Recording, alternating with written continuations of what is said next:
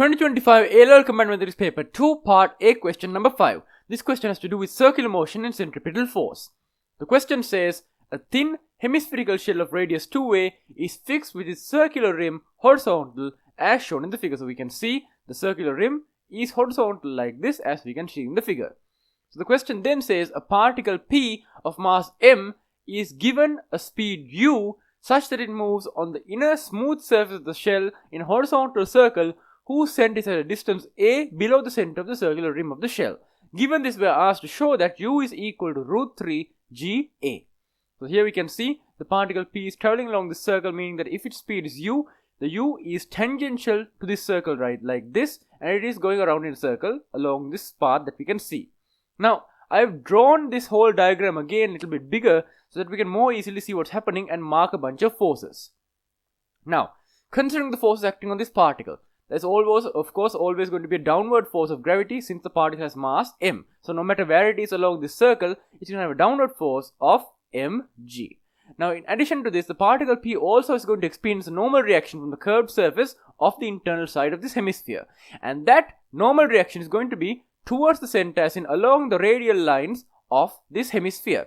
And the reason for that, of course, is that if you consider the surface on which P is on, that surface is basically a plane that is tangent to the hemisphere, and due to that, if you take the normal vector of that, it's going to point towards the center of our hemisphere, and therefore these lines that correspond to the normal reactions are going to be radial and go towards the center of the hemisphere. So the reaction, which I'm going to call R, is going from the particle P to the center of our hemisphere. Now, in addition to this, we also need to consider the fact that the particle is moving tangentially along this circle with a velocity of u. So like this, it has a velocity of u, and as it goes around the circle, at each of these points, the tangential velocity is going to be equal to u. Now, additional to this, we also have some geometry to consider.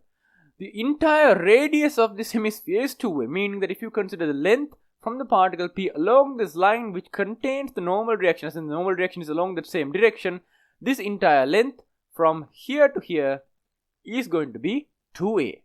Now, if you consider the rest of the geometry, it says that this plane on which this circle that the particle P is rotating on is a units down from the top surface, meaning that this height from this point to this point here is a units. So to this center point here is a units.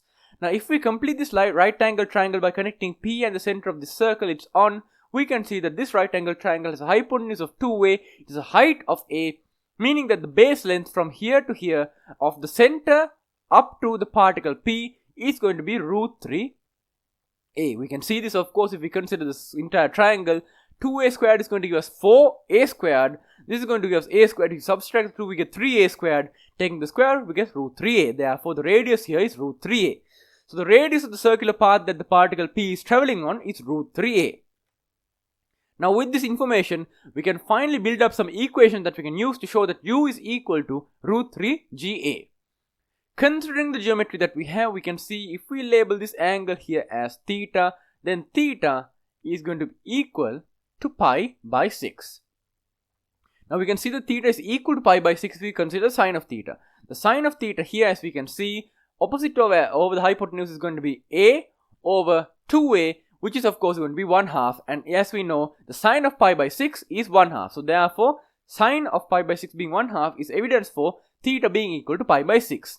Now, as it turns out, as we can see in the diagram, theta cannot be any value other than pi by 6. It cannot be any of the other plus 90, plus 180 angles that add up, and when you take the sine, is going to be equal to 1/2, 1 over 2. And the reason for that is that if you consider the sine of any angle other than pi by 6, while you do get the 1/2 value, if we consider geometry, we can see that this angle is acute, and therefore theta must be equal to pi by 6. Now, since this is an applied mathematics paper, you don't actually have to justify that. You don't have to say there's no other angle that this can be. You can just say that theta is equal to pi by 6 and move on. So now after this, if we start considering the geometry and applying F equals ma to this situation, we can apply F equals ma in two directions. We can apply it vertically downward, and we can apply it radially towards the center of this circular path that the particle P is traveling on. Now, if we consider the downward direction, downward on particle P we have a force of mg, so we have downward mg, but then additionally we have in the upward direction a component of the r force. We have it in the sine theta component, so therefore we have r sine theta, which is going to be minus r sine pi by 6. Now minus, of course, because this is in the upward direction and we are taking forces in the downward direction. So this is going to be sigma f. Now this is equal to ma, and in this case, since this particle P is continuously being on this single horizontal circle, there is no vertical displacement. There is also no vertical acceleration. So due to this, the vertical acceleration is 0. Since we are multiplying m by 0, we are going to get eventually 0 on this side. So therefore, mg minus r sine pi by 6 is going to be equal to 0. This is equation number 1. Now we can see if we rearrange this, r is equal to mg divided by sine pi by 6, or r equals 2mg, which we're going to be using later to find this value of u equals root 3 ga. Now anyway, moving past that on to the second one, if we consider this circular rotation along this path, here we can see we have an internal force of the r component's cosine side, the cosine component of r. So if we take that, we have r cosine pi by 6, and if we look, we can see there are no other forces that are going radial inward towards the center of this path that we're traveling on. Now that's going to be all for the forces. If we now consider the acceleration, since this particle is moving with a constant tangential velocity of u, we can have that this particle is going to have an angular rotation, as an angular movement, meaning that it's going to have some kind of centripetal acceleration.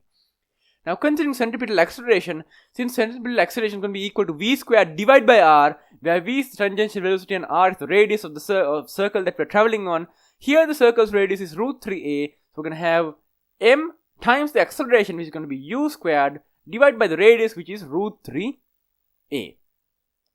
Now, we have these two equations and we can simplify them down in order to finally get the answer that we're looking for. So this is equation 1 and this is equation 2. Now simplifying them down, we can see from this we can get that r is equal to mg times 2. So if we take 1, we can see 1 simplifies to r over 2 equals mg, meaning that r equals 2 mg. Now substituting that into 2, if we call this, let's say 3, and you do 2, 3, we can see if we substitute, we get 2 mg times cosine of pi by 6, which is going to be root 3 over 2. So we can see this 2 and this 2 cut. And on the other side, we have equals m times u squared over root 3a. Now we can see here, if we cancel out the m and the m as well, actually I'll cancel that in different directions, so we can see m is cancelling for m. We can see on the left hand side we have root 3g, on the right hand side we have u squared divided by root 3a. We can see, if we rearrange this, we can get u squared by itself, and on the other side we get root 3 times g times root 3 times a, which is going to turn into 3ag. Now finally we can see, if we take the square root of both sides, we're going to get u equals square root of 3ag. And there's our answer. We can see exactly what we had in the question, root 3ga. Now here I've of course written it as root 3ag, but it's the exact same value, so you don't need to really worry about that.